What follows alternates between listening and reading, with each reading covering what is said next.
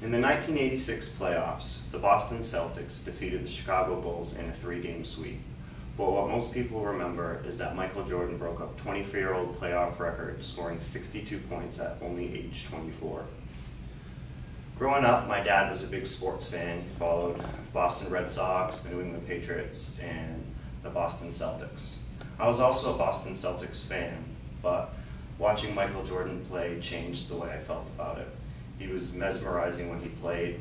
When you watched him, his thunderous dunks and his fadeaway shots and his under the hoop layups really brought a lot of attention to him. There was a VHS tape that I owned, and it had all the major players of the time. I must have watched the Jordan highlights at least 100 times. In the NBA, they always said that there was Michael Jordan and there was everybody else. He was the bar that everyone tried to get to. He had a worldwide effect on the NBA. Before Michael Jordan came into the game, it was mostly a North American sport and into South America, but it wasn't that very popular worldwide. By the time his career was over, he had changed the way that was, and everybody knew about Michael Jordan. In his early years, he wasn't expected to be as great as he was. His older brother was bigger and stronger, and he seemed to be the better basketball player. He also used to get in a lot of fights with his brother and usually lose those fights. Also, he didn't make the varsity team right off the bat. It took him a few years. Michael Jordan's competitiveness is what he's known most for. It wasn't just in the games, it was in the practices, the scrimmages. He always had to win the sprints, he always had to win the free throw competitions. When he got to the NBA, when he went to college at UNC, and in his sophomore year in college, they won a national championship. He hit the game-winning shot against the favorite Georgetown Hoyas, where Patrick Ewing at the time was the best player and went on to be a Hall of Famer. Over the next couple of years, he averaged about 20 points a game, and when he was drafted third in the NBA.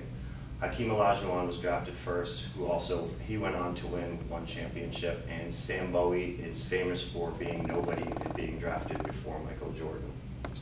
When he got to the NBA, everyone said that he was a good player, but he didn't have a good jump shot, and he really couldn't defend. So Michael Jordan worked harder. He ended up winning he was NBA All-Defensive First Team 10 times, and he also won 9 scoring championships. He had a lot of accolades and accomplishments. He won 6 NBA titles, winning the MVP every single time. He won 5 regular season MVP awards as well. MVP of the All-Star Game 3 times, won 2 dunk contests, and he was the Rookie of the Year as well. One year, he also scored 35 points a game, which is one of the most ever, and no one ever sees that many points a game these days. Everywhere he went, Michael Jordan filled up arenas. They came to see him play. Everyone was interested in him. In conclusion, Michael Jordan faced many challenges and many doubts throughout his career.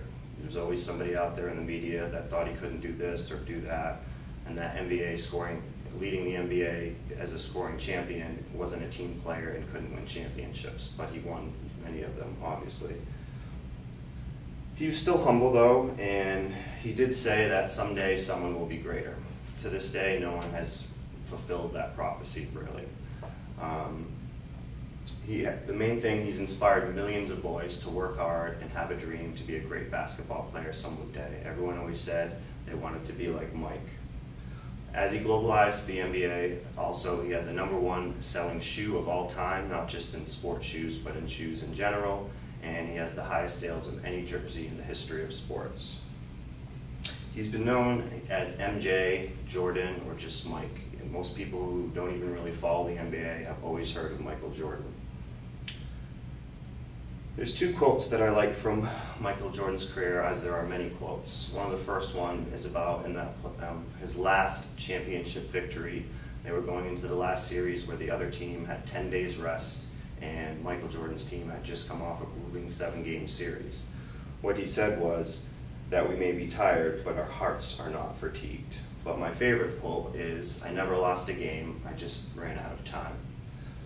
One of my books cited was The Perfect Team, with a part by Paul Ladewski, 2006. Thank you. That was great.